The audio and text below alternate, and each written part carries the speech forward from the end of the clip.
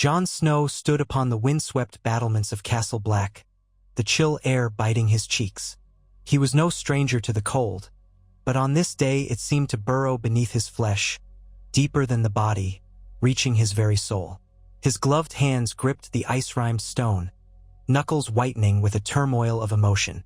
The vast stretch of the northern sky lay above, and beyond the wall to the north, the Frostfang's silhouettes wavered against a steel-gray sky. The challenge ahead seemed just as monolithic as the miles of ancient ice behind him. For he had made a choice, one that would echo through every corner of the north and beyond. He would forsake his vows to the Night's Watch. He would abandon the black cloak that had defined him.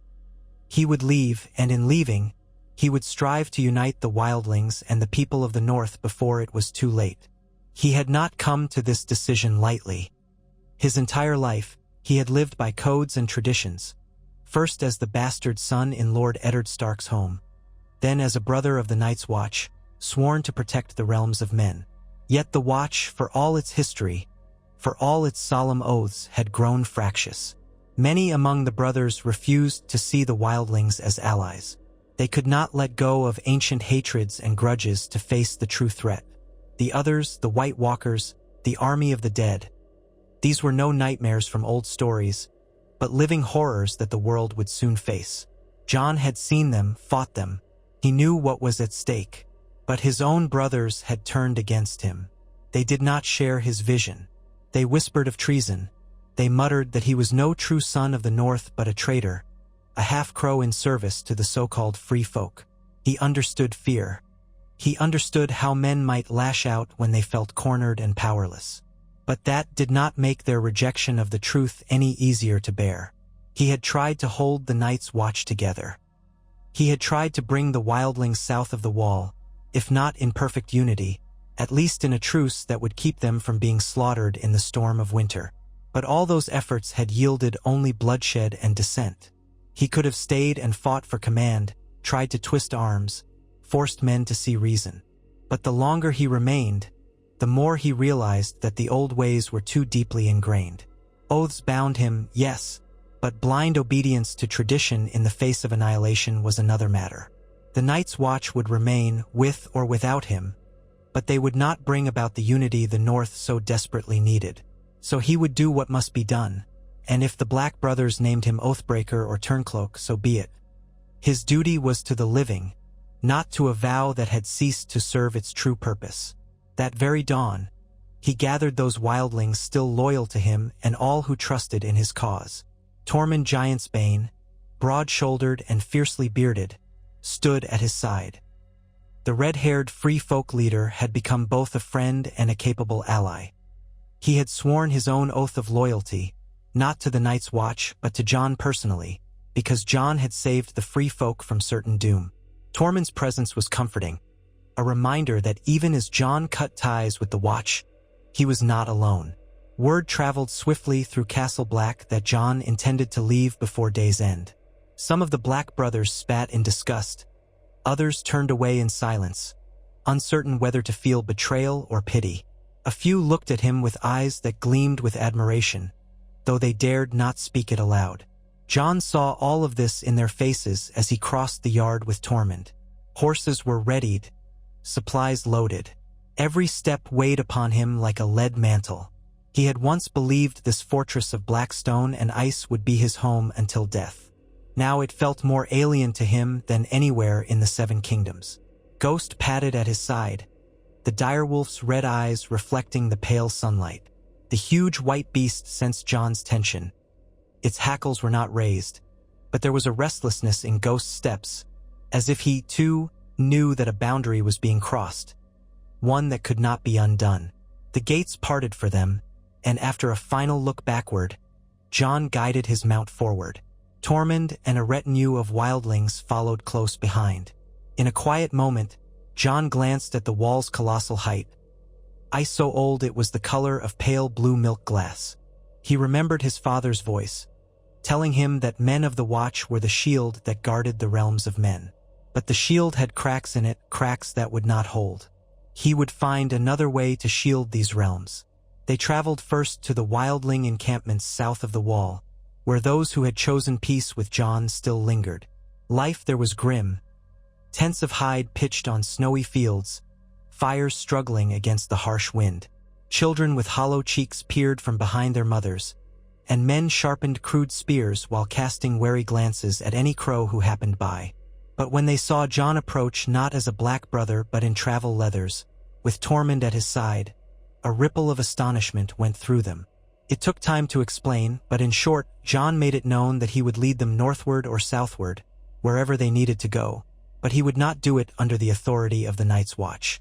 He bore only the authority of a man who had earned their trust by crossing beyond the wall, fighting with them, nearly dying with them.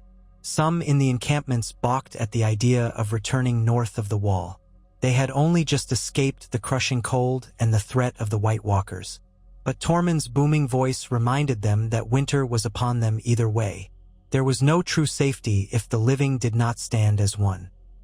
Jon's dream was to secure a stronger foothold in the north, to claim the loyalty not just of the free folk but of the great houses.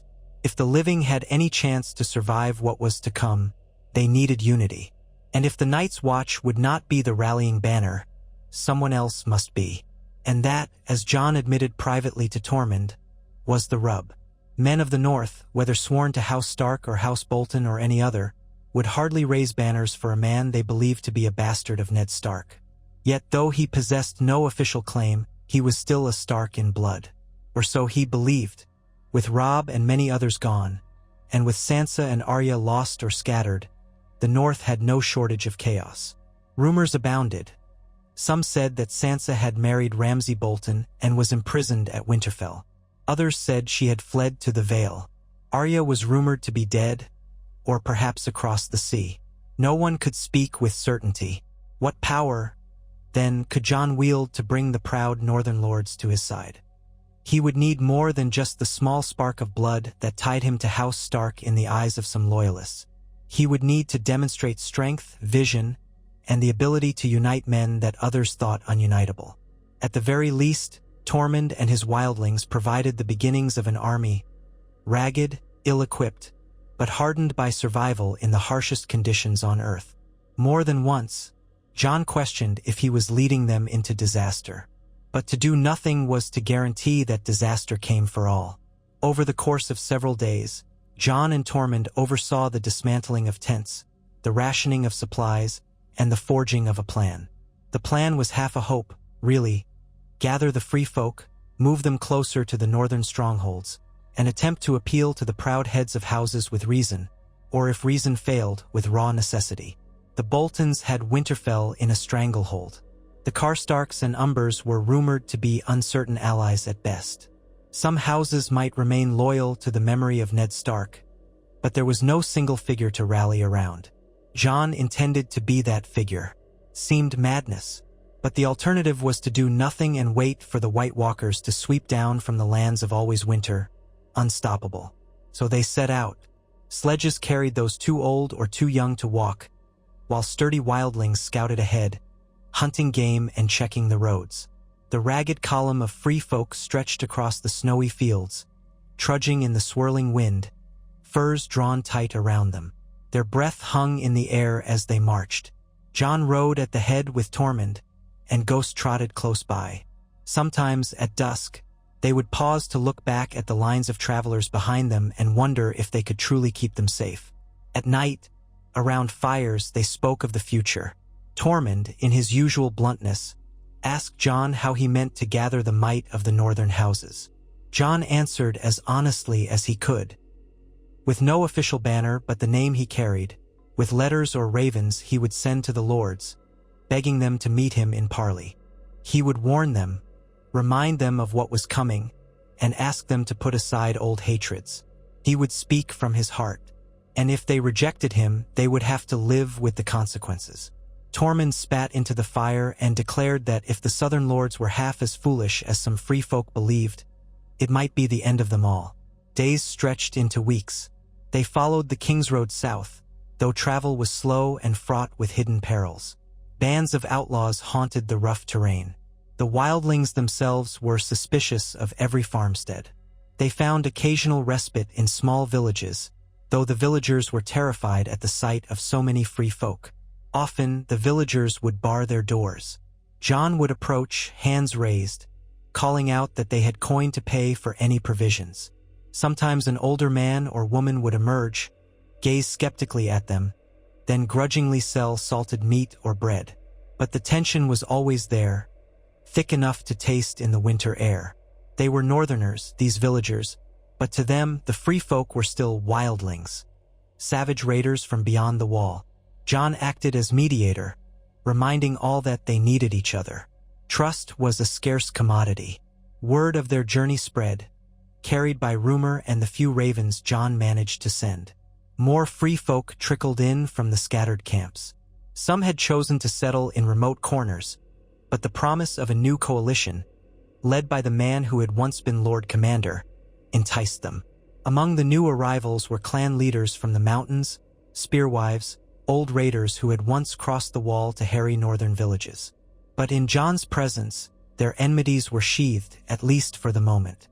He had proven himself in battle at Hardhome, had treated with Mance Raider, had shown that not all crows wanted to see the free folk destroyed.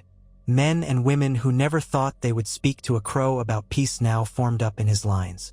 Every evening, these new allies would find themselves huddling around the largest fire with Tormund, the women passing around goatskins of sour ale, the men telling tales of the bit o' magic the crows once had, or the savage prowess of the others. In the midst of this slow gathering of wildling strength, Jon continued to send ravens out, not to the watch but to the great houses of the north. He wrote letters to the Umbers at Last Hearth, to the Mormonts on Bear Island, to the Glovers, the Serwins, the Tallhearts, and any others whose whereabouts were known. In those letters, he recounted the fates of Ned Stark's children as best as he knew them, the horrors that threatened them all from beyond the wall, and his own vow. Though he had forsaken the Black Cloak, he had not forsaken his duty to the living. If any were bold enough or desperate enough to parley, they would find him on the road to Winterfell, traveling with the free folk. He ended each letter with a simple but powerful reminder: "We must stand as one people, or we will fall as scattered foes." Few replies came back in the early weeks. The first raven arrived bearing a response from Lady Lyanna Mormont of Bear Island, a girl of scarcely 10 years but known for her fierce spirit.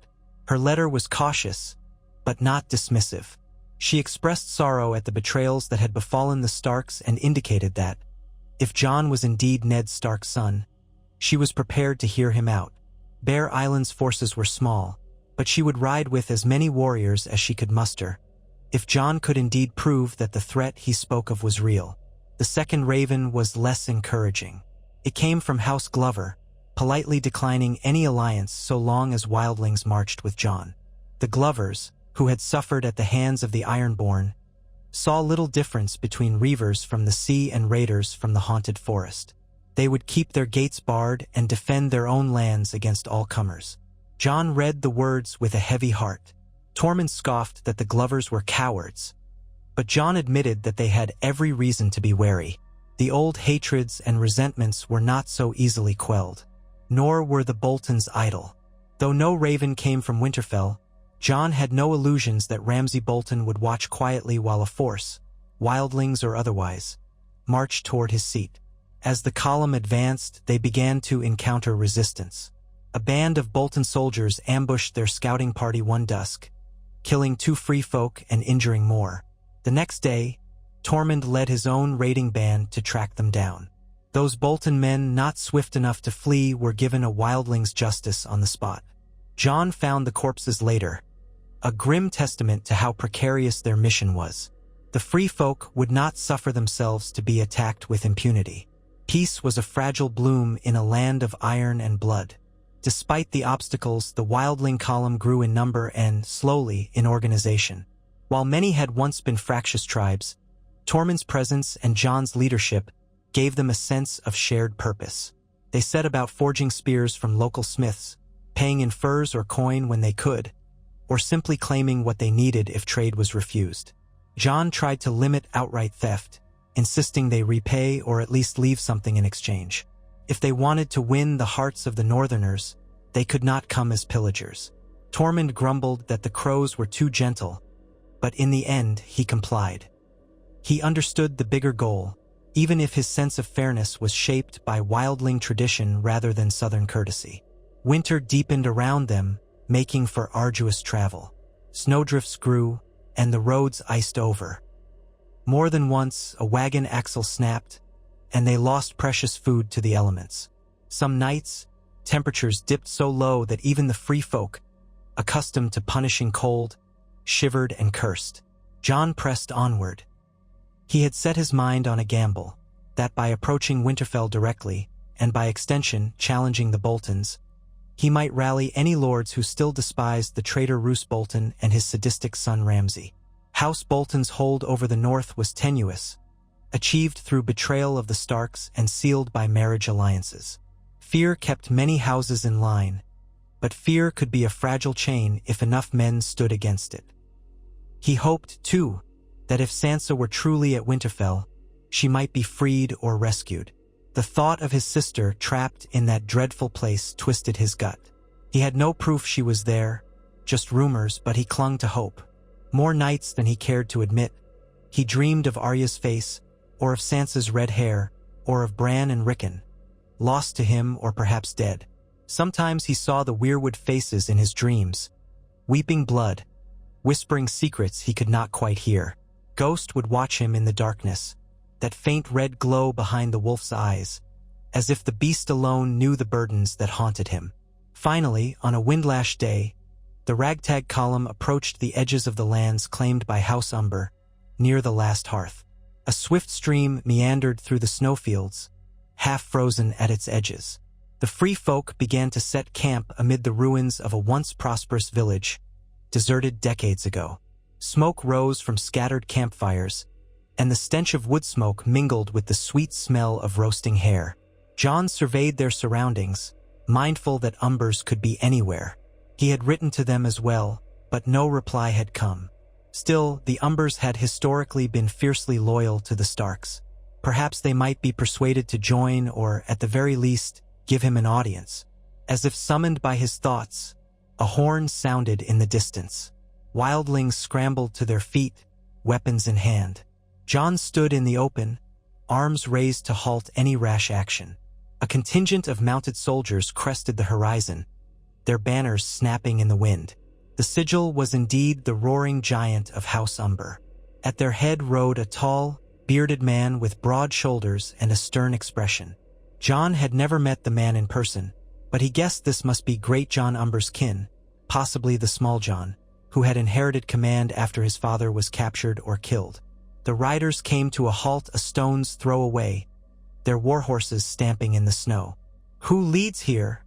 the bearded man demanded in a carrying voice. Jon stepped forward, letting his gloved hands fall to his sides. "I do." The man's gaze flicked over Jon's attire, no black cloak, but the sword at his hip and the dire wolf at his side marked him as a man of note. His eyes then scanned the wildlings behind him. Disgust or wariness twisted his features. "Are you Jon Snow, the turncloak crow who leads wildlings?" Jon felt a twinge at the term but held the man's gaze. "I am. I was Lord Commander of the Night's Watch, but I've left. I've come to beg your help." "The White Walkers." But the man cut him off. "Spare me your talk of fables, Snow. We know winter is here, and we know what you travel with. My father fought beside Robb Stark. He saw what loyalty to a lost cause bought him, death. I hold no love for the Boltons, but we do not forget who betrayed our liege lord, nor do we forget that these wild folk have killed Umbers before."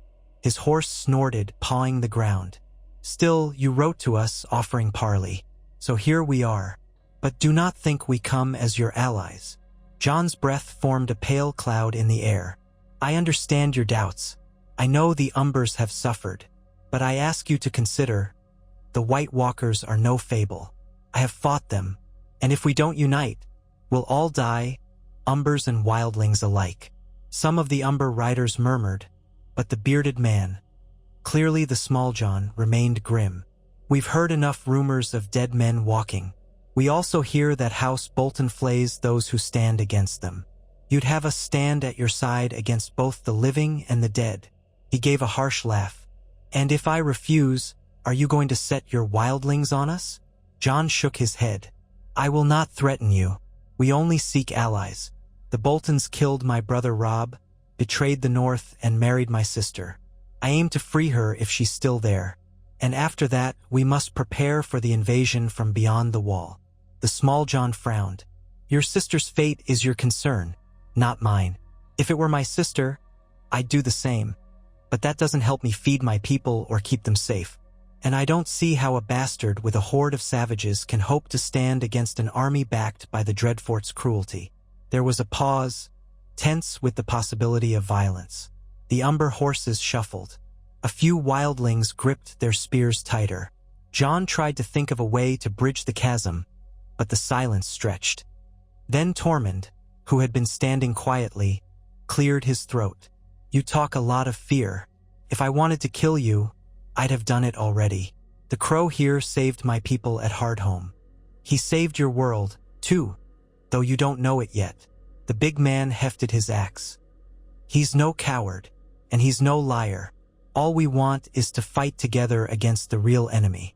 That's more important than your old grudges. The Umber Lord spat on the ground. Is that so? I remember how wildlings burned our fields and slaughtered our kin. He regarded Tormund coldly, but then his eyes shifted to Jon. I'll hear more, Snow, but not here in the open, surrounded by your folk. Come with a handful of your men to our camp tonight. We'll talk under guest right. If your cause has merit, perhaps we'll see. If not, you and your savage friends can keep marching until the Boltons cut you down. Jon inclined his head, relieved there was at least some sliver of opportunity. I accept. We'll come at dusk. The riders turned and galloped away, leaving the wildlings to let out a collective breath. Tormund looked at Jon. Guessed right, eh? Is that some southern courtesy that stops them from slitting our throats while we eat? It is an old custom of the North, Jon said. They'll honor it if they're truly men of the North. We'll take only a small party. That should signal our good faith. That evening, Jon, Tormund, and a few trusted wildlings, along with Ghost trotting at Jon's heel, made their way to a camp the Umbers had set up a short ride away. The Umbers had pitched large tents around a blazing bonfire. Armed guards stood at the perimeter, but they allowed Jon and his party to pass. The smell of roasting meat drifted through the cold night air, and the warmth of the fire was a welcome relief. The men sat beneath a large canvas shelter where casks of ale were tapped, and a boar carcass turned on a spit. Guest right was invoked by the bearded Small Jon, who broke bread and salt in Jon's presence. The circle of men watched, weapons within easy reach, trust still precarious as a single thread. Over ale and roasted boar, Jon recounted again the events that led him here. How he had tried to bring the wildlings south to save them from the White Walkers, how the Watch had turned on him. He spoke of the betrayal of the Boltons and of the scattered Stark children. He did not shy away from mentioning the Free Folk's raids on the North, nor the grudges that lingered. But he hammered home one truth above all. The White Walkers threatened them all, and only a unified North stood any chance.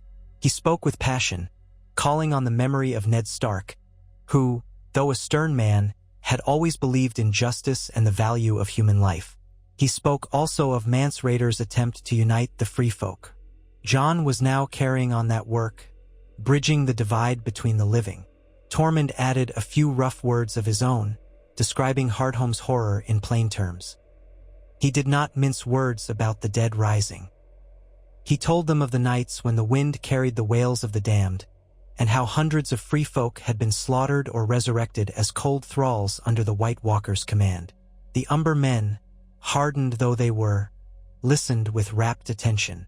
Some looked skeptical, but others seemed haunted by the images Tormund conjured. The night wore on, and the tension in the tent ebbed just enough that men started to talk more freely. Some Umbers cursed the Boltons. One complained about the heavy taxes Ramsay demanded, the flayed men who roamed the countryside, the rumors that even loyal bannermen were not safe from his cruelty. Another lamented that House Umber had no real choice but to bend the knee or face extermination. Their numbers were a fraction of what they once were after the War of the Five Kings. One man, older and battle-scarred, admitted that he had known Ned Stark personally and that part of him wished to fight again under the direwolf banner. but a bastard's claim, a scattered family, and a horde of wildlings made for poor odds. Jon accepted all the scorn, the disbelief, the reluctant admissions. When it was very late, and most had drunk their fill of ale, the small Jon pinned Jon with a bloodshot stare. "You speak well, Snow. Might be you are your father's son. But words are wind. If you want the Umbers, you must show that you can best the Boltons in the field. And you must show you can keep these free folk from burning our lands. If you can do that, maybe we'll march with you. Until then, you won't see a single Umber soldier." Jon met the man's stare. "I understand. If I can't keep these people united and disciplined, we have no hope anyway. But we'll need more than just the Umbers. That's a problem for you, not me." The Smalljan's eyes flicked to Tormund. "You want to share a drink of northern ale with me and keep the peace, that's fine. But until I see proof your cause can win, we're not budging. The Boltons are a plague on the north, but we're not suicidal." Jon took a long moment, then nodded. "I'll remember your words." They parted under uneasy truce. Jon returned to the wildling camp with little more than a conditional promise. If he could show that the wildlings would not ravage the land and that a united force could stand against the Boltons, the Umbers might join him. It was not much, but it was better than nothing. At least they had not been attacked on sight. As the columns moved on, more small skirmishes erupted. Bolton outriders harried them, picking off stragglers. Jon dispatched scouting parties to keep watch, but the snowstorms worsened, and visibility was poor. He feared that if the weather and the enemy both turned against them, they would be crushed. Even so, they trudged on, forging south. The plan began to take shape. If they could not coax the houses to openly join, perhaps they could muster enough small alliances and enough wildling strength to besiege Winterfell itself. If Ramsay was forced to fight a pitched battle outside his walls, he might overextend, especially if other houses quietly undermined him from behind. It was a bold gambit, and it could easily fail. Then, one fateful afternoon, a scout came galloping back to their camp with astonishing news. A small band was approaching from the west, carrying a Stark banner. At first, Jon refused to hope, but when the riders came into view, his heart nearly stopped. Sansa Stark was at their head, cloaked in thick furs, her red hair hidden beneath a hood. She was accompanied by Brienne of Tarth, a tall and imposing figure in plate armor, and a handful of other riders bearing a makeshift direwolf sigil on scraps of cloth. Jon rushed forward, scarcely believing his eyes. Sansa dismounted and nearly collapsed into his arms. Though it had been years since they had last seen each other, the bond of family was as strong as ever. For a moment, the responsibilities, the war, the hatred all around them vanished, and they were simply brother and sister reunited in the midst of a frozen wilderness. Tormund and the other wildlings watched, uncertain what to make of this red-haired noblewoman and her retinue. But Jon paid no heed to them. He held Sansa, relief coursing through him like a warm tide. She was thinner than before, her face sharpened by suffering. But she was alive. Once they settled around a fire, Sansa told him of her flight from Winterfell, aided by Theon Greyjoy. They had escaped Ramsay's grasp by leaping from the walls, surviving by luck and cunning. Brienne had rescued them from pursuit, and they had been on the run, hoping to find any remnants of the Stark loyalists. Sansa spoke of Ramsay's cruelty, the horrors she had endured as his wife. Jon's jaw set, and his fists clenched. The desire for vengeance flared inside him. "We can't let him remain in Winterfell," Sansa said. "I want my home back. Our home." Jon looked at her with a troubled gaze. "We're trying to gather an army, but the houses are frightened or neutral, and I have the wildlings with me. Even then, we might not be enough." Sansa lifted her chin, determination flashing in her eyes. "We'll find a way. The North remembers, Jon. We'll remind them of who we are. You have thousands of free folk, you say? Then we have something to bargain with." Tormund, who had been quietly listening, let out a hearty laugh. "I like this one," he said, gesturing at Sansa. "Speaks bold. She's got the fire of a free folk woman." Sansa stared at Tormund, uncertain how to respond to his coarse praise.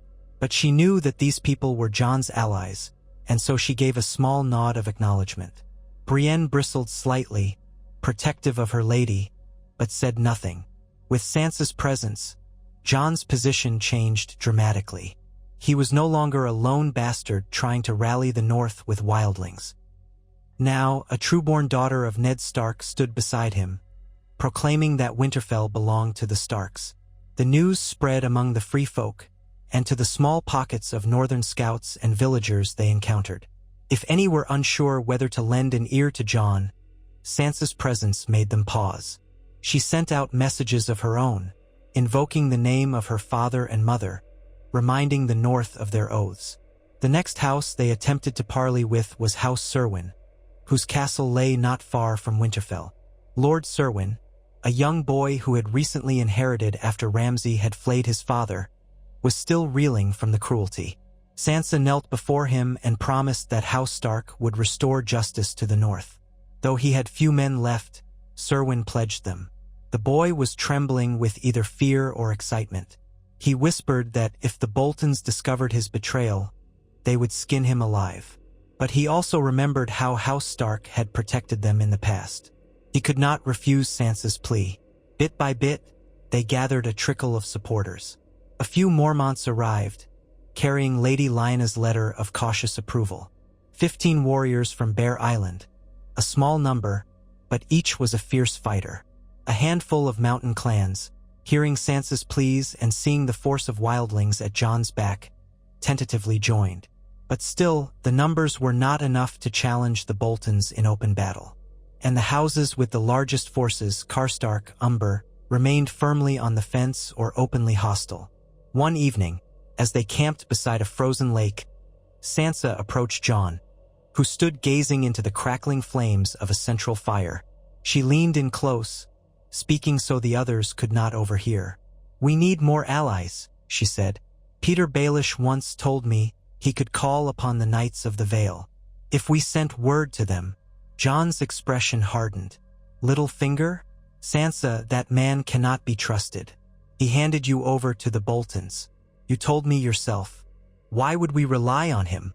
Sansa drew her cloak tighter. "I don't trust him, but he might still desire to place himself in a position of influence. If helping us defeat the Boltons serves his interest, he'll do it. The Knights of the Vale are fresh and well-equipped. If we had their support, we might have a chance." Jon stared into the fire, wrestling with the idea. He despised the thought of relying on Baelish's schemes. But Sansa was right, their resources were limited. In the end, he nodded reluctantly. "Fine, we'll send a rider or a raven to the Vale. But let's not pin all our hopes on that snake." That same night, Jon listened to Tormund's counsel. "We could raid the Boltons' supply lines," the wildling leader suggested. "Draw them out, pick them off in small groups. Make them bleed. We're better at that kind of warfare than marching in neat lines." Jon admitted it was a strategy worth pursuing. They needed time to gather more strength. Sansa concurred, if only to weaken the enemy's ability to hold Winterfell. The next morning, Tormund took a band of free folk on swift raids against Bolton outposts. Many small skirmishes erupted. Bolton men, unused to fighting in the wildling style of quick ambushes, were outmatched more often than not. But this also roused Ramsay's ire. Rumors whispered that flayed corpses were displayed on the roads as a warning to any who might support the Starks. At last, after weeks of cold misery, meager victories, and harrowing escapes, they came within sight of Winterfell's ancient walls. Jon and Sansa gazed across the snow-covered fields that stretched before the castle. The place looked forbidding, with tall stone towers and ramparts patrolled by Bolton guards. Heavy gates remained shut, and from the banners that whipped in the wind, Ramsay flew not only the flayed man of House Bolton but also the dire wolf of House Stark, torn and defiled. Sansa's rage simmered at the sight, and Jon placed a hand on her shoulder to steady her. Their meager army set camp a safe distance away. They had at most a few hundred northern men, plus several thousand wildlings, though many were not well armed. The Boltons held Winterfell, rumored to have at least 5,000 men, including what remained of the men from the Dreadfort and various reluctant bannermen. Some might desert if the fight went poorly, but no one could predict the turning of hearts. They needed either a stroke of luck or an additional army. Nightfall found Jon, Sansa, Tormund, and a handful of key advisors huddled in a large tent, poring over a rough sketch of the castle. Brienne stood behind Sansa, arms folded. "We can't assault the walls directly," Jon said. "We'd be slaughtered. We need to draw them out. Ramsay won't come out unless he thinks he can crush us in open battle," Tormund muttered, stroking his beard. "Maybe we show him something he can't resist." "He likes to hunt," Sansa said quietly. "He thinks himself invincible. If we insult his pride, if we show him an army, he might march out to break us once and for all. Then we can try to outmaneuver him on the field." Jon nodded grimly. "Let's hope he does. Otherwise, we might be forced into a siege we can't win." The next day, a single rider approached the castle gates with a demand for parley. Ramsay Bolton himself emerged on horseback, flanked by guards. He wore polished armor inlaid with red enamel, and his eyes glittered with amusement as he gazed upon Jon's forces assembled across the open field. He paid special attention to the Wildlings, as if scanning them for weaknesses. Then his gaze fell on Sansa, who sat mounted beside Jon, wearing a thick fur cloak over her traveling leathers. Ramsay's lips curled in a predatory smile. "Wife," he called, voice carrying over the wind. "You came home after all, so thoughtful, but you've brought stray dogs into my yard." Sansa remained silent, her spine straight. Jon spoke in a low voice, though loud enough for Ramsay to hear. "Let my sister go free. Relinquish Winterfell, and I'll grant you mercy." Ramsay laughed, high and cruel. "Mercy? From you, Snow? Don't forget, your father was a traitor, your brother was a usurper, and you're nothing but a bastard." He surveyed the lines of wildlings. "As for your savage friends, I've heard their women scream like any other. I'll skin them all, just as my father taught me." Several wildlings bristled at the threat, but Jon held up a hand. "We have enough men to storm these walls, Bolton. You'll lose the castle, your men, your life. Surrender now, and live to see another day." Ramsay sneered. "You can't storm Winterfell, you fool. Do you think me ignorant of your numbers? I have the support of Karstark, of Umber. They've bent the knee. And you, well, all you have are some petty lords and a ragged host of wildlings." He flicked a contemptuous glance at Tormund. "I'll give you one last chance. Hand over my wife, and perhaps I'll let your men return to their hovels in the far north. Refuse, and I'll flay every man, woman, and child in your camp. I have dogs that haven't eaten in days." Sansa could not contain herself. She spurred her horse forward a few paces. "You'll die tomorrow, Ramsay Bolton," she said, voice cold as the wind.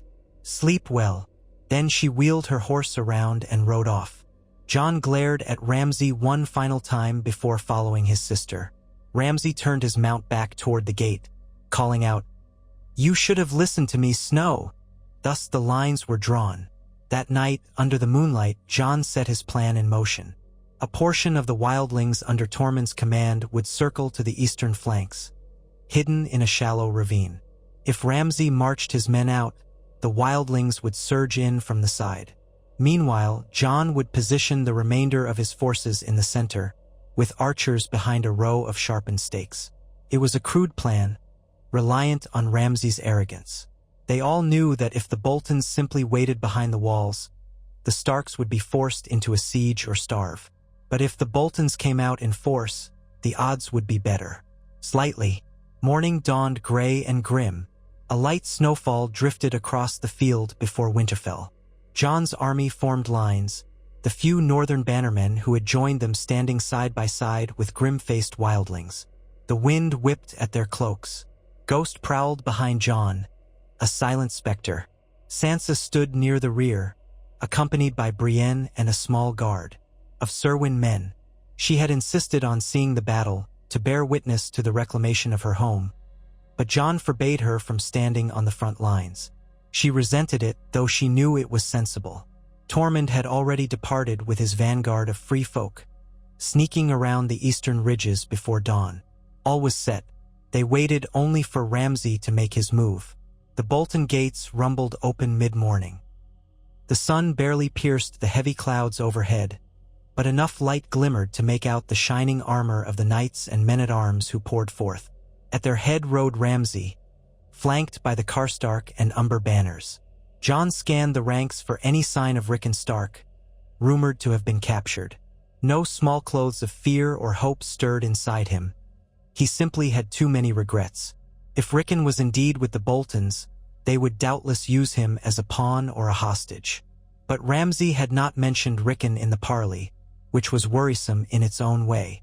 Ramsay's host fanned out onto the field, forming a disciplined line of mounted knights in front, flanked by pikemen.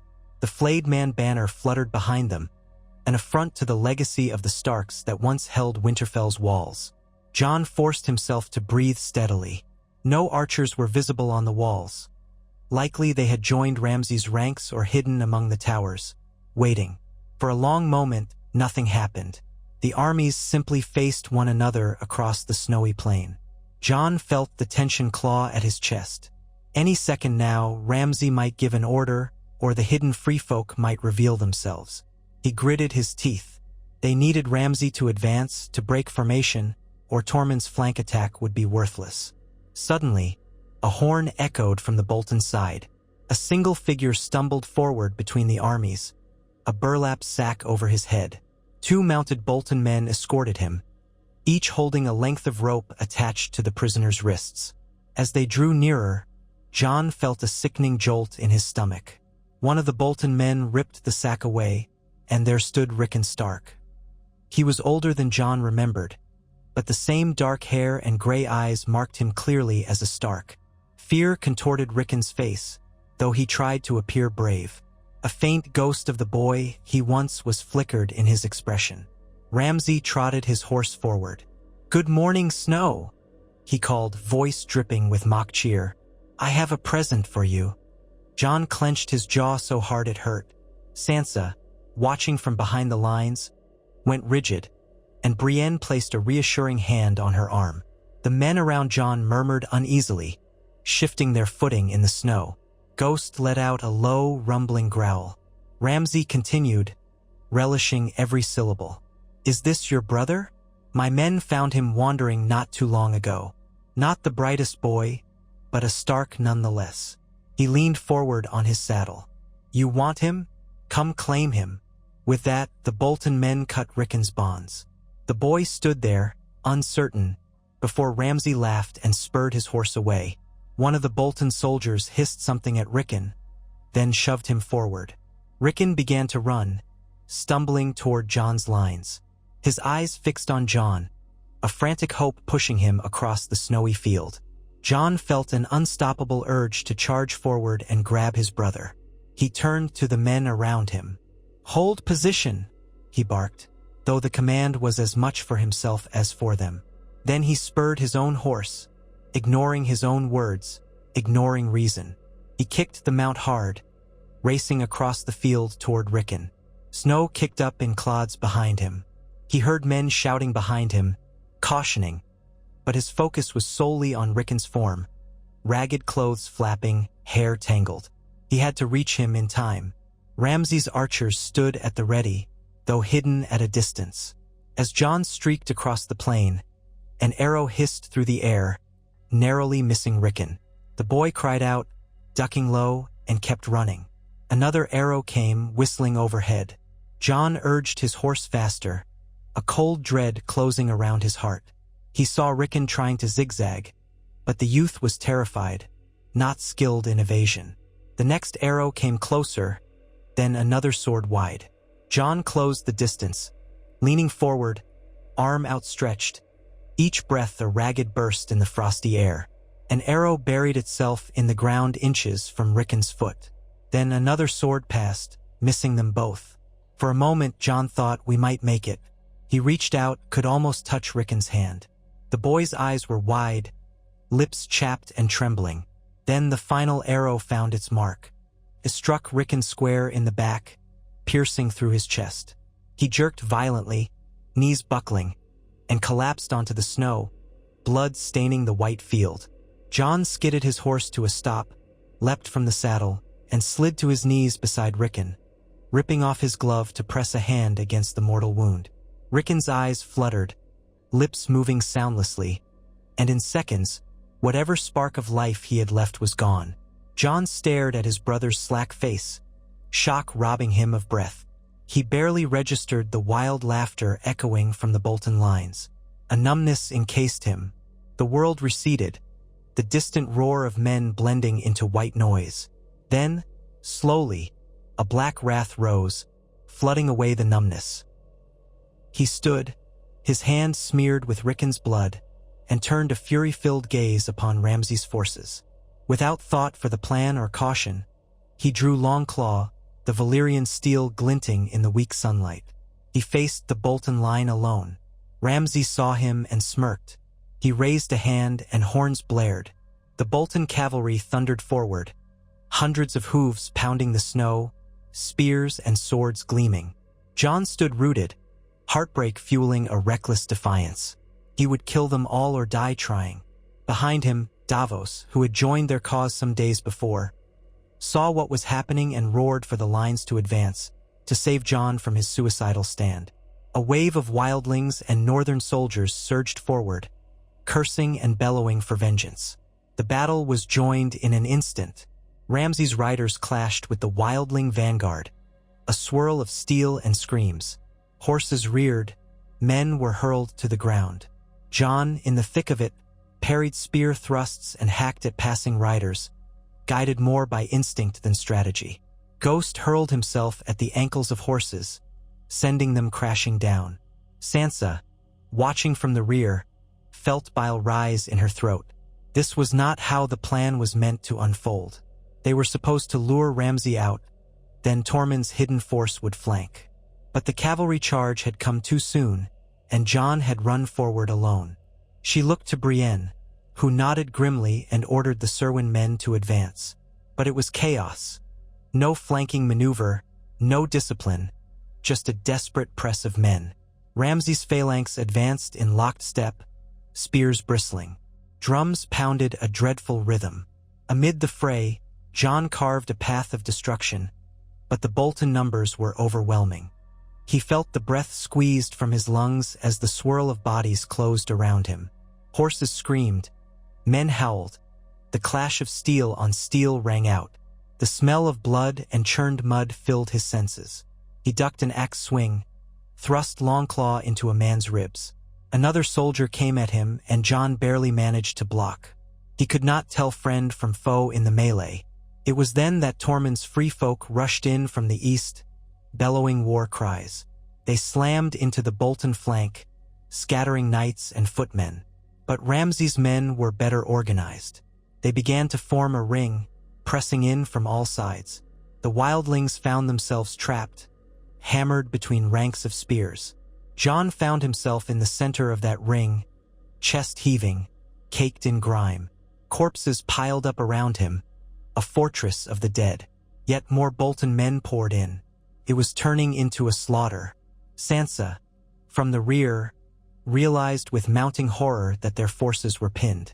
Men trampled over the dead, slipping in the gore-streaked snow. The Boltons closed ranks, pushing the free folk closer to the center. Tormund roared, trying to break through. He saw Jon surrounded, battered, gasping for air.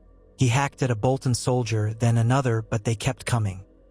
It was a living wall of shields, swords thrusting through the gaps. The war cries of the wildlings turned to shrieks of despair. Closer, closer, the ring contracted. Even Ghost was forced back, pinned by a forest of spears. Jon nearly suffocated in the press of bodies, forced to his knees more than once by the crush. He gulped stale, bloody air, fighting desperately to keep from being trampled. Tormund fared little better, an arrow buried in his thigh as he staggered among the fallen. It was as if the entire host of House Stark and the free folk would be undone by Ramsay's cunning circle of steel. Then suddenly a horn echoed across the field, a horn not belonging to either side. Heads turned. The Boltons' line wavered as they caught sight of a new force cresting the northern ridge. Hundreds of knights in plate armor, banners flaring in the wind. At their head rode Peter Baelish and Lord Yon Royce, the falcon sigils of House Arryn bright against the dull sky. The knights of the Vale had come at last. They charged downhill, a thundering avalanche of cavalry that slammed into the rear of Ramsay's formation. Bolton men scrambled to turn their ranks, but it was too late. The Vale knights cut through them like scythes through wheat. Ramsay's carefully arranged circle disintegrated in moments, confusion and panic spreading among his troops. Freed from the press, Jon and Tormund gathered what remained of their men and counterattacked. The Bolton force collapsed, many dropping weapons to flee, others being cut down by the vengeful free folk. A wave of savage fury took hold as the Wildlings tore into their hated enemies. Ramsay, seeing the rout, pulled back with his personal guard and galloped for the gates of Winterfell. Jon, spattered with blood, spotted the retreat and sprinted after them, rage fueling his stride. Several loyal Northmen followed, as did Ghost, limping slightly but still determined. Tormund roared a challenge, though he was too injured to keep pace. Overhead, the battered Stark banners, previously tattered, now whipped in the wind as Vale knights and free folk streamed into the courtyard behind Ramsay's fleeing soldiers. At the gates, Ramsay's men tried to raise the drawbridge, but they were seconds too late. Jon and a handful of Wildlings slipped through, hacking down the defenders. The courtyard descended into a brutal melee, though it was over swiftly. Ramsay's men lacked the numbers or will to stand. Many threw down their arms, begging for mercy. Others were cut down without hesitation. Jon advanced through the carnage, searching for Ramsay. He found him near the great hall steps, dismounting from his horse. The young Bolton lord glared at Jon with feral hostility. "You're all alone now," Jon said, his voice hoarse with exertion. He tossed aside his battered shield. "Yield." Ramsay laughed, a desperate, high-pitched sound. "Shall we find out how you fight one-on-one?" he taunted. He raised a bow, taken from a fallen soldier, and loosed an arrow at Jon. Ghost, swift as a shadow, lunged. The arrow went wide and Jon charged. He covered the distance in a heartbeat, slamming into Ramsay, knocking the bow aside. Ramsay managed to draw a dagger, slashing wildly, but Jon overpowered him, fueled by righteous wrath. He drove Ramsay to the ground, fists hammering into his face until the man lay battered and senseless. It would have been easy to kill him there, but Jon paused, chest heaving. A figure stepped up behind Jon.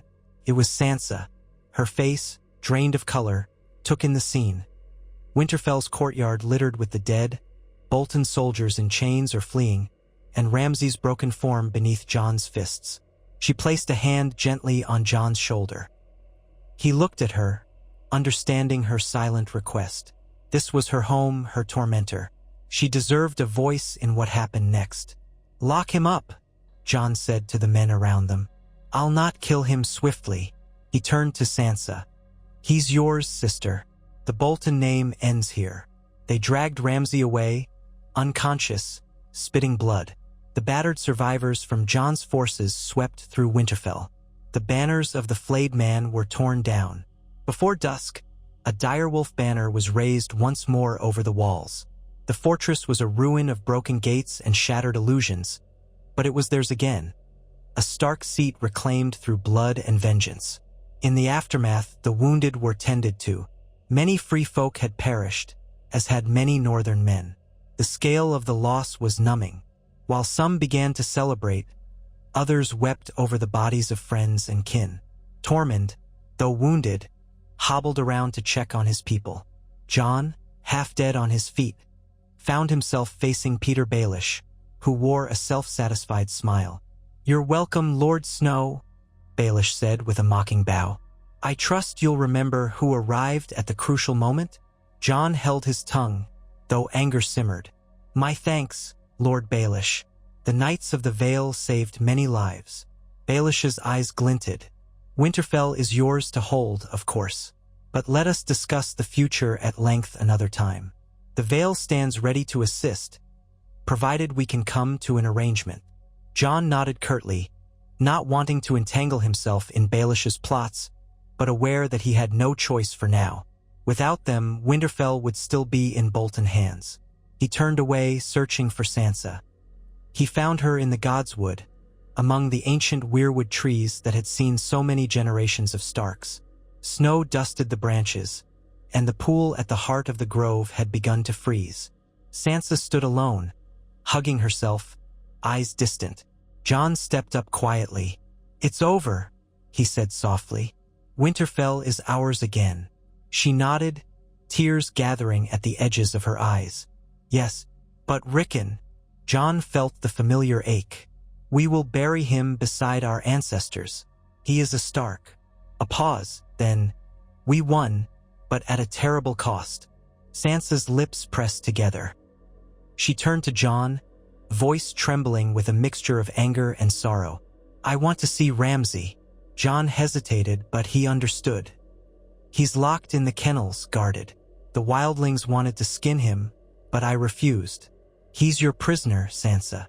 She bowed her head in gratitude, then walked away, leaving Jon to watch her go. She did not ask him to accompany her. Some pains needed to be faced alone. Nightfall descended on Winterfell, the castle lit by torches and flickering lanterns. The great hall was crowded with the wounded, many moaning in pain. Maesters and wildling healers did what they could. Tormund drank with a blood-stained grin, praising the bravery of his free folk and cursing the Bolton kneelers. Davos prayed softly for the dead. Brienne stood guard over Sansa's solar, ensuring she had privacy. Ghost wandered the corridors, sniffing the new sense of a castle that had once been his home, in a sense. Jon received the reports. The surviving Bolton soldiers who had surrendered were disarmed and penned in a small courtyard under watch. The leaders among them would face trial or swift execution. The Umbers had not arrived to reinforce Ramsay, so perhaps some fracturing existed there. The Karstarks who fought were either dead or fled. The free folk were restless, uncertain what came next. Many said they had done their part by helping Jon fight. Others eyed the comfortable rooms of Winterfell longingly, not used to such luxuries as stone walls and warm hearths. That night, as Jon tried to snatch a brief moment of rest in a small bedchamber that had once belonged to a minor Stark retainer, he heard the faint cry of wolves beyond the walls. He drifted in and out of ragged dreams. Ricken's face as the arrow pierced him, Ramsay's laughter, the white expanse of the other's domain. Several times he woke in a cold sweat, the image of ice-eyed corpses pressing against him. When dawn broke, he assembled what remained of the leadership. Tormund, Davos, Brienne, Lord Royce, and a handful of others. They discussed the next steps. The North remained fractured, but with Winterfell reclaimed and the Boltons defeated, many houses might now flock to the Stark banner. Sansa's presence would be pivotal. So too would be a demonstration that wildlings and northerners could coexist. Jon proposed a portion of land near the Gift where free folk could settle, with the understanding that they would join the defense when the White Walkers inevitably marched south.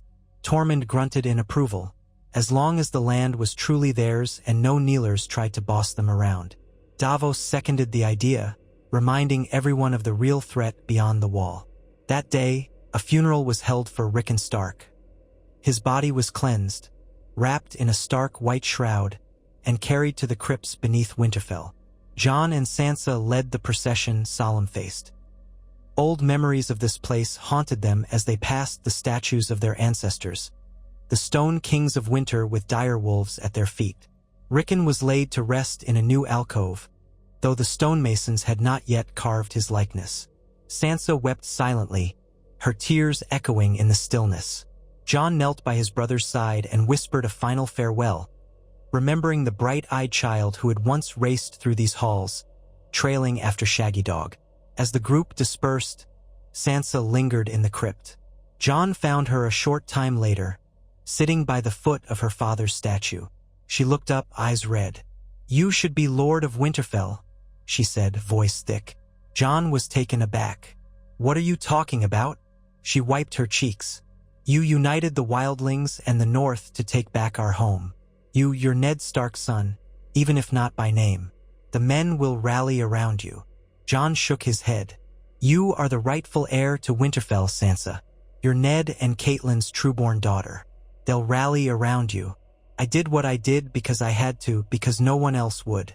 But I'm no lord." A weary smile tugged at her lips.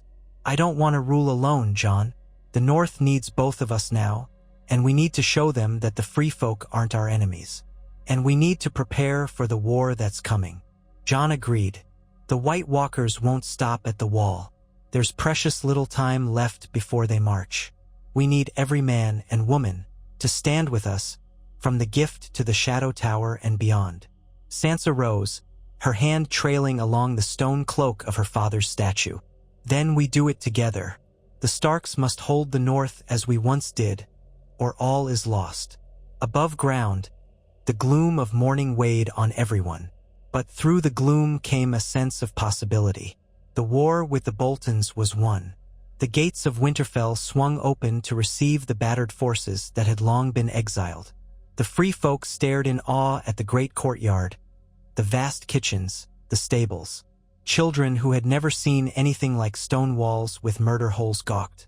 Most had expected hostility, but for now, at least, the blood they had shed alongside Northerners formed a bond of necessity. Sansa had the kitchens provide hot meals. Though the fare was simple, stew and bread, it was enough to make many wildlings fall silent with gratitude. Jon saw new tensions forming, but no immediate fights broke out. Perhaps, in time, these two peoples could learn to stand side by side. Peter Baelish, of course, drifted through the corridors like a phantom, seeking alliances and pressing Sansa to consider the Vale's interests. She kept him at arm's length. Still, the presence of the Vale Knights was indispensable. Winterfell's walls were manned by a mix of free folk, Vale men, and the remaining loyal Northerners. Jon was uneasy about the arrangement, so many different groups, so many potential grudges. But they had no choice if they meant to defend the castle against the undead threat. After a day spent tending to the wounded and reorganizing, Jon called a great gathering in the Great Hall, summoning all who had a voice or stake in Winterfell's future.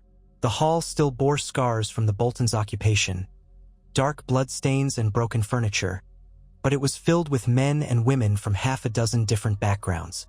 Sansa stood at Jon's side at the high table. Tormund lounged near the front, thick arms crossed, while Vale lords, Serwyn soldiers, and even a few ex-Karstark men who had turned cloaks looked on. Ghost prowled near Jon's chair, unnerving the southern knights. Jon's voice carried across the hall, firm and clear. "My friends, today we stand on new ground. We have reclaimed Winterfell from those who betrayed our land and murdered our kin. We have paid in blood to do so, Northerners, Wildlings, men of the Vale. Many of our brothers and sisters lie dead on the field. We cannot let their sacrifice be in vain." He paused, letting that sink in.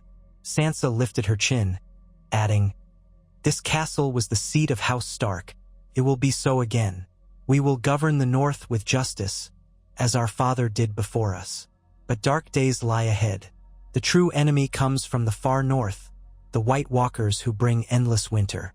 If we do not stand together, we will die alone." Tormund thumped his chest. "I've seen these White Walkers with my own eyes. Hundreds of my people fell to them at Hardhome. They do not spare children or the weak. They come for us all. The crow here, Jon Snow, he's the only reason we're not already dead." Murmurs ran through the crowd. Lords and knights exchanged uneasy looks. Many had heard rumors or second-hand tales, but the presence of thousands of free folk, living proof that something had driven them south, hammered the truth home. Lord Royce spoke next, his voice cultured but grave. "We Knights of the Vale came to aid Lady Sansa Stark, and in so doing we have reclaimed this castle. I have little first-hand knowledge of these White Walkers, but the threat is not to be taken lightly. Our numbers may be needed." Jon nodded. "We will need everyone. That is why, starting now, we call upon every northern house, Umber, Karstark, Manderly, all of them, to send men and provisions to Winterfell. We will send ravens explaining what happened here. Let them know House Bolton is finished, and a Stark is once again in command. Let them know I stand with my sister to defend our homeland. Let them know the free folk fight with us, not against us." A hush fell. Then one old northern lord, who had survived the battle, rose and knelt. "My lords, my lady, as a Serwyn, I pledge my house and my life to serve the Starks, as we always have. The Bolton threat kept us silent, but no longer. We'll gather what men we have." Another stepped up, wearing a Bear Island sigil. "We Mormonts will stay, too. Lady Lyanna will be sending more from Bear Island as soon as the seas allow." Gradually, more voices joined, though some did so out of fear or reluctance. But the vow was made, right there in the Great Hall, that the North would gather in preparation for the true war. Sansa met Jon's eyes, a flicker of determination passing between them. Whatever was to come, they would face it together. In the following weeks, Winterfell bustled with activity like a beehive. The courtyard rang with the sound of blacksmiths forging weapons, wildlings learning to handle steel swords, men of the Vale drilling with northern soldiers. Heaps of rubble were cleared from the walls, the gates repaired. Scouts were sent to track down roaming Bolton loyalists. Messengers carried letters to distant houses. The response was mixed.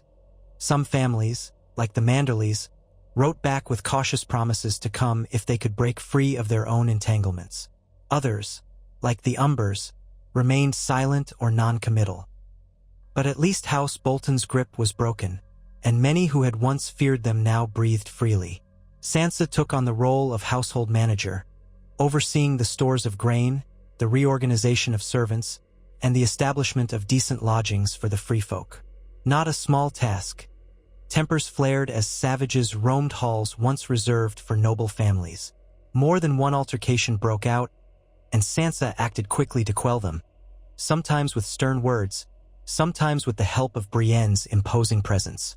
Jon admired her resilience. She was no longer the naive girl who had left Winterfell to play the part of a southern lady.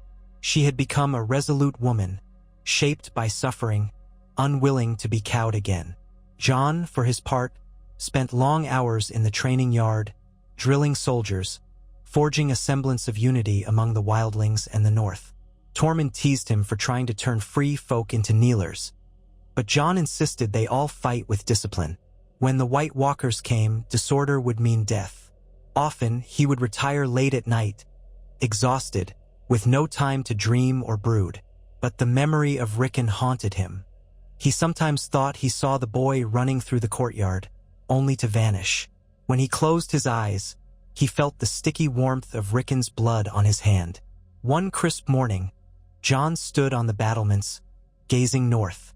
The wind tugged at his cloak, the same black fur he had worn as Lord Commander. To his left, the towers of Winterfell rose into the pale sky, crows perched on the crenellations. The sense of home mingled with a looming dread. Beyond the horizon lay the shattered remains of the Night's Watch, the empty castles along the wall, and the advancing cold. He wondered if the Watch was still there, going through the motions, or if they had finally realized the truth of what was coming. Footsteps sounded behind him. Sansa arrived, hair pinned up, cloak fluttering around her shoulders. She stood beside him without speaking for a moment, looking in the same direction. "Do you think they'll come soon?" she asked, voice low. "The White Walkers." Jon exhaled. "Yes, sooner than we'd like. We can't know exactly when, but winter is here. They won't delay forever." She touched the cold stone of the battlement. "We'll be ready. The North is coming back under our banner, slowly but surely. And once we gather enough strength, perhaps we can strike out again if needed." He glanced at her. "Strike out." She nodded. "We'll not only defend the castle, but see if we can destroy them before they reach us. If all the houses unite behind us, we might muster a great host. Or at least meet the enemy somewhere north of the last hearth, where we can use the terrain. You're the only man living who's truly faced them in battle, Jon. You must lead us." His mouth felt dry. He had led men before. He had died and come back to life for it, if Melisandre's claims were to be believed. He did not consider himself a commander on the scale of Robb Stark or Stannis Baratheon, but the burden was already his. "We'll see," he said. "First, we must ensure the North truly stands behind us. Peter Baelish remains a wild card. The Vale might withdraw if he sees no advantage in staying. And we still have to worry about the southern kingdoms. If the Iron Throne sees us as rebels, they might move against us. Sansa grimaced. Cersei Lannister sits the throne, if rumors are true. She's not likely to aid us, but I doubt she has the strength to send an army this far north. She has her own troubles, no doubt. The war for the north is ours to wage. They stood in silence again, absorbing the enormity of what lay ahead. Jon felt a surge of gratitude that he did not stand alone.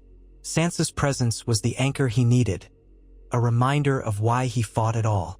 The wind picked up, carrying a faint howling of wolves from the distant forests. Winterfell was stirring, not just the people but the land itself, as if awakening to the threat from beyond. By evening, the courtyard was alive with deliveries from nearby villages.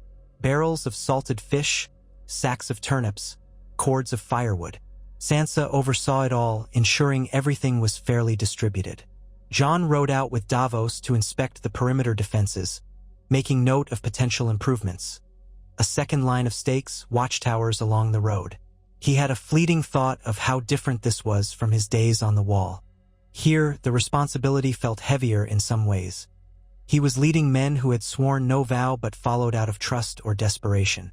A few nights later, around a large table in the Great Hall, Jon, Sansa, Tormund, Davos, Brienne, and Lord Royce met to discuss their next steps.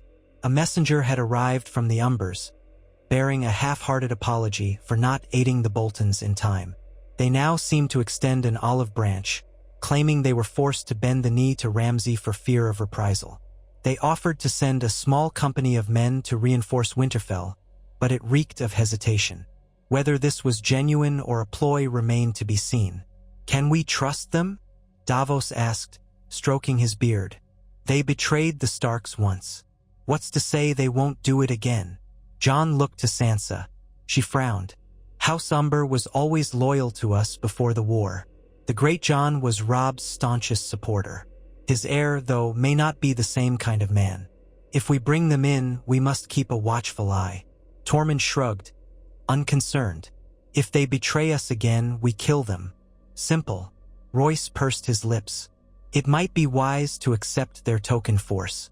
Better to have them where we can see them than harboring grudges in their own castle."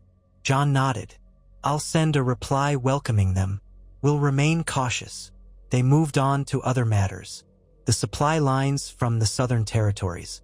The arrangement with the free folk, who chafed at staying too long in one place. The possibility of forging dragonglass weapons. Samwell Tarly, if he still lived, had studied their use against the White Walkers, but Sam was far away in Old Town. Jon worried about the time it would take to gather enough of the material. He was also keenly aware that if the undead came in force, even dragonglass might not be enough. The idea of forging alliances beyond the north crossed his mind. Daenerys Targaryen was rumored to have dragons. A mad notion, but one that wouldn't leave him alone. But for the moment, their focus remained on securing the north. Victory over the Boltons, though hard-fought, was just the first step.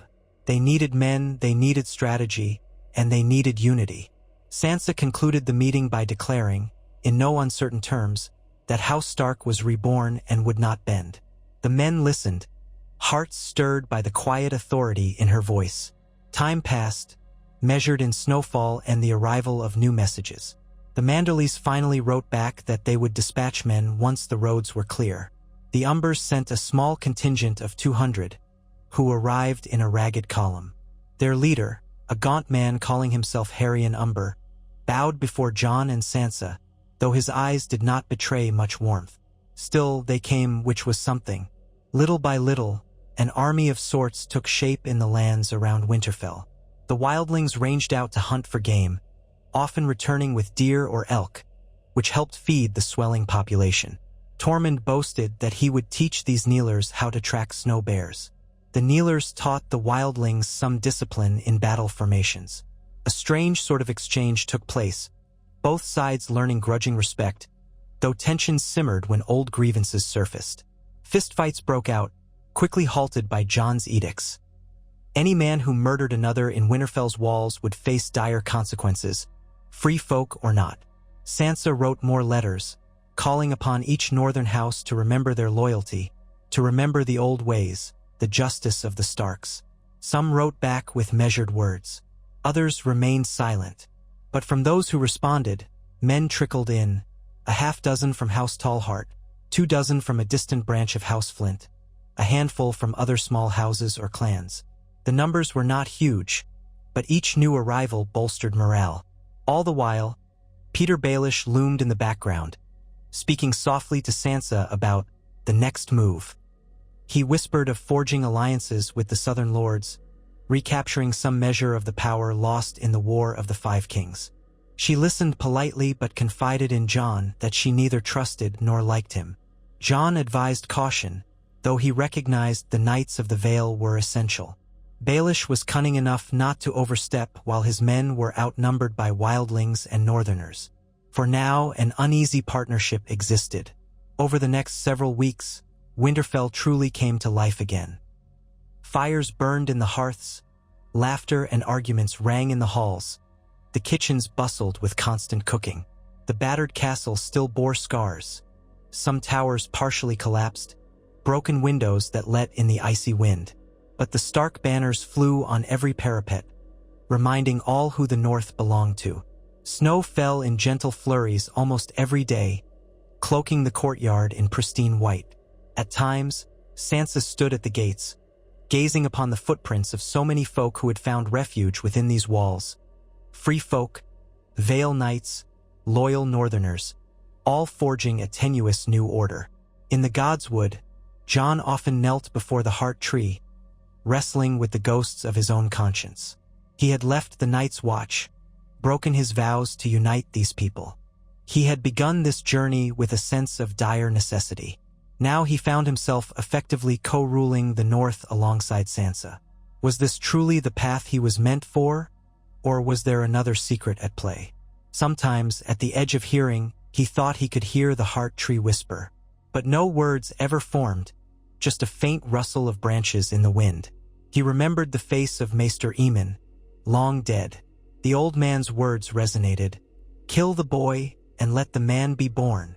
Jon wondered if this was what he had become, fully a man, forging his own destiny in defiance of old vows. A part of him mourned the boy who once dreamed of honor and brotherhood in the Night's Watch. Yet he knew that if he had clung to those dreams, if he had remained at Castle Black under the command of men who refused to see the truth, none of what they'd accomplished would have been possible. Winterfell would still be under the Boltons, Sansa still in chains, and the free folk scattered or enslaved by the army of the dead. He took solace in Ghost's quiet companionship. The white direwolf seemed at ease in Winterfell, resting in corners or patrolling the grounds. Children, Northerners and free folk alike, sometimes tried to approach him, though most were smart enough to keep a safe distance. Jon scratched Ghost's ears, feeling the wolf's warm fur, grateful for that constant presence. Ghost had followed him through death and beyond. That bond was unbreakable. One afternoon, a large party arrived at the gates. Refugees from the Giftlands near the wall, driven south by fear of raids. The watchers on the walls sounded the alarm, but Jon and Tormund rode out to see them. They found 30 or so men, women, and children half-frozen, carrying meager belongings. They begged shelter, speaking of shambling horrors that had appeared in the north, picking off lone travelers. Jon's blood chilled. He had hoped the others might not move so quickly, but it seemed they were already sending out whites to test the southern lands. The refugees were allowed inside, warmed by the fires. Their terror spread through the courtyard, though. Whispers of the undead are coming buzzed from mouth to mouth. That night, Jon called a council of war in the Great Hall. Sansa, Tormund, Davos, Brienne, Lord Royce, and others attended. The mood was tense. Jon explained what the refugees had reported. We can't sit idle. We need to send scouts north of the Last Hearth to see what's truly happening. If the White Walkers are on the move, we have to prepare Winterfell's defenses, and beyond that, find a way to hold them back. Tormund slammed a fist on the table. We should ride out to meet them, harass them like we did the Boltons. If we let them come at us in one big swarm, we'll be overwhelmed. Davos nodded. We cannot let them gather. But these are not living enemies. Steel won't do much good. We need dragonglass or fire. We have little of both. Brienne spoke quietly. Some say Valyrian steel can slay them. Jon's hand rested on Longclaw's pommel. It can. But we have few such blades in the north. The rest are scattered across Westeros. We can't rely on that alone.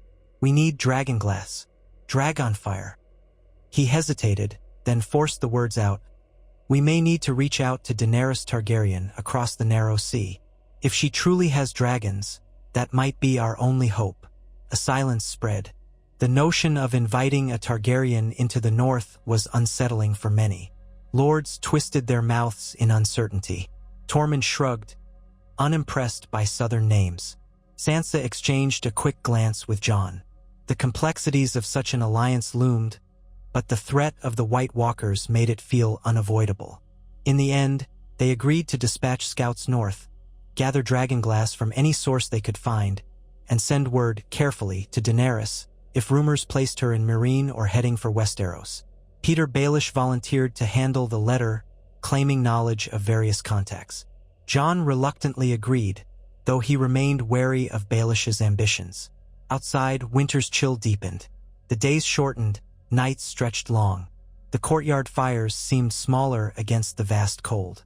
But for the first time in many seasons, Winterfell's halls were filled with a sense of unity. Northerners, Wildlings, Vale Knights. Many had come as enemies or out of necessity, but they stayed, forging a fragile alliance. Children from both sides even played together in corners of the courtyard, sliding on the icy patches or chasing each other among the barrels and crates. Jon watched them once, a faint smile tugging at his face. The future might depend on these children, unburdened by the hatreds of the past. One such morning, while touring the walls, Jon encountered Tormund gazing down at the training yard. Below, a pair of wildling youths practiced sparring with two northern boys, wooden swords in hand. A watchful adult supervised, occasionally barking corrections. Tormund shook his head, grin playing in his beard. Look at that. A few weeks ago, they'd have been at each other's throats for real.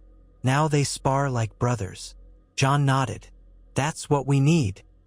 Men and women who forget old grudges. The living must stand together. Tormund turned to Jon, eyes narrowed against the cold wind. We're here because of you, Crow. You broke your vows to do what was right. It's a hard thing, turning your back on old oaths. But I say you chose well. The Watch was stuck in the past. We need new ways for a new age. Jon swallowed, looking out across the distant snowfields. I did what I had to, but the cost has been high. Tormund placed a hand on Jon's shoulder. We all pay a cost one way or another. Now we have a chance. Maybe a slim one, but a chance.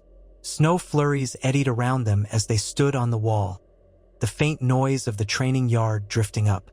Jon thought of the White Walkers again, of the unstoppable tide of death they commanded. Perhaps Tormund was right. This alliance might be the realm's best chance. He had walked away from the Night's Watch to bring these people together. It was a gamble on the living, on hope over hatred. If they failed, the world would be consumed by endless night. He exhaled, the breath forming a ghostly cloud. We'll make our stand here, he said quietly, at Winterfell and beyond. And if the living are to survive, we must keep uniting men, wildlings and southerners alike. Tormund flashed a wolfish grin. Then let's get to it, King Crow. Jon gave a half-smile, though he felt no joy at the prospect of kingship. Let's just say Jon Snow. No crown for me. Tormund chuckled. We'll see about that.